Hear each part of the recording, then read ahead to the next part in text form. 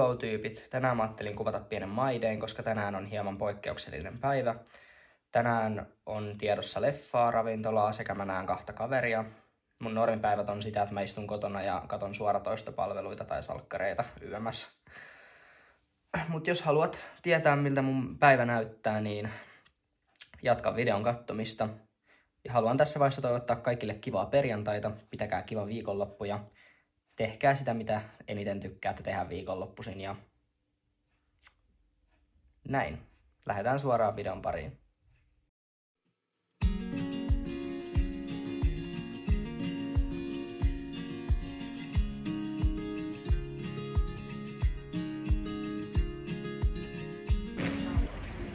Seuraavaksi mä ajattelin suunnata Normaaliin katsomaan, että mitä sieltä löytyy. Varmaan turha reissu. Mä aina käyn vaan kattoo, että löytyykö sieltä jotain kivaa. Mut saa nähdä. Aina sieltä yleensä kyllä tarttuu jotain mukaan. Mä lähdin tosiaan vähän keskustaan kävelemään, koska tänään ei ole mikään hirveä lumikuurapäivä eikä muutenkaan liian kylmä. Aurinko saisi tosiaan paistaa, mutta no problem.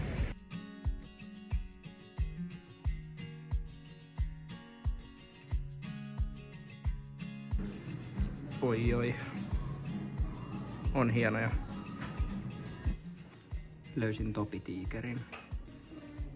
Jos kaipaatte uutta hajuvettä, niin tätä suosittelen kyllä. Tää on tosi hyvä. Tää on sellainen jotenkin arominen. Tää Asad ei ollut kyllä nyt niin hyvä, mitä mä luulin aluksi.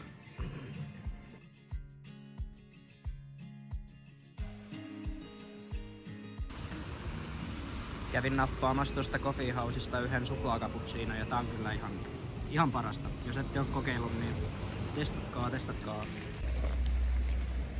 Seuraavaksi mä kuvaan luultavasti vasta silloin, kun mä oon menossa sinne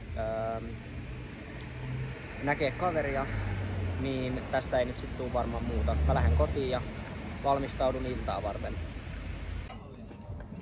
No niin, eli me tultiin mun kaverin kanssa syömään tänne Kouvolan Panchovillaan. Ja tää on mun eka kerta täällä Pancho-villassa. Mä en oo ikinä käynyt, mutta kuulin, että tää on kuulemma ihan hyvä paikka kuitenkin. Täällä on hyvää ruokaa. Ainakin 4 vuotta sitten, kun viimeksi kävin, niin luulisin, että on todella. Ja tän jälkeen olisi tosiaan tiedossa sitten kello 20 mennään leffaan. Ja leffasta kyydillä kotiin. Kaverin kyydillä. Kyllä. Ja sitten illalla luultavasti katon suoratoistopalvelua ja en varmaan tee illalla mitään muuta. Kaiken sosiaalistumisen kukkuraksi siihen. Pieni rentoutuminen. Kyllä. Ja mä laitan sitten, kun noin meidän ruuat tulee, niin mä laitan sitten siitä erikseen pätkää teille. Eli tästä tuli meidän alkuruuat. Mä otin mozzarella-tikkuja ja sitten juomaksi vettä. Ja ruokaseurueella on limsaa sekä hallontikkuja. Kyllä.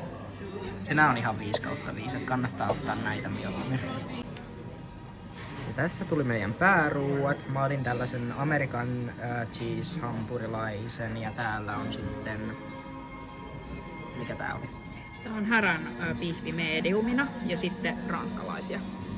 Ja tässä viimeisenä tuli meidän jälkiruokatarjoilu, eli tässä on jäätelöä, porkkanakakkua ja sitten joku tollanen... Vadelmakastike, joku kastike. Ja sit mä otin tavallisen lonkeron ja sulla oli sama setti sekä sitten omenasiiveri. Joo. Nyt me tultiin Glitterissä käymään. Sopisiko tää mulle? Okei, sanokaa mitä sanotte, mutta siis mun piti tulla kattoo teepaitaa naisten osastolta, koska mä oon niin lyhyt, että mulle ei sovi noin miesten koot. Jes, täällä odotellaan leffan alkamista ja poppareiden kanssa. Hei.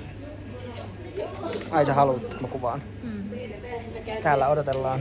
Moi. Mulla on... Joo. Mulla on snäkkejä. Täällä näin. Älä hölkytä popcorn.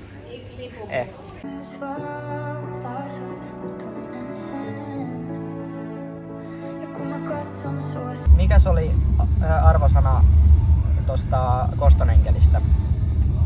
Millä asteikolla me lähdetään liikenteeseen? No sillä, että mitä pidit ja mitä olisi voitu parantaa. Ainoa mistä mä pidin oli ehkä musiikki ja tarinasta olisi voinut tulla tosi upea, jos olisi ollut oikeat näyttelijät ja oikea tekijä. Et miljöö oli esimerkiksi tosi kaunis ja koko tarina, niin se, mua kiinnosti se tarina, mutta se tarina luotiin tosi huonosti. Ja mun mielestä siinä oli aika kehnoa näyttelemistä ja lyhyitä kohtauksia, joista ei saanut oikein mitään järkevää irti. Täysin ennalta arvattava. Oikeastaan, jos me niinku kouluarvosanan lähdetään, niin se on 5,5. Joo, mä tykkäsin kans tosta biisistä. Mä oon kuunnellut sitä ihan huolella, koska se on tosi kaunis biisi ja samaan aikaan semmonen,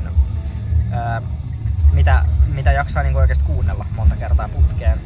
Ja ite en myöskään pitänyt oikein siitä näyttelytaidosta ehkä, koska siitä olisi voinut tehdä paremmankin toisaalta. Mut hyvä juoni ja näin. Mutta en oikein tiedä mitä voisi parantaa, koska se oli sellainen, mistä mä itse tykkäsin tollasenaan. Mutta ehkä ensi kerralla odotan jotain vähän muuta. Oliko tässä meidän ihana arvostelu? Paljon sun kouluarvosana on?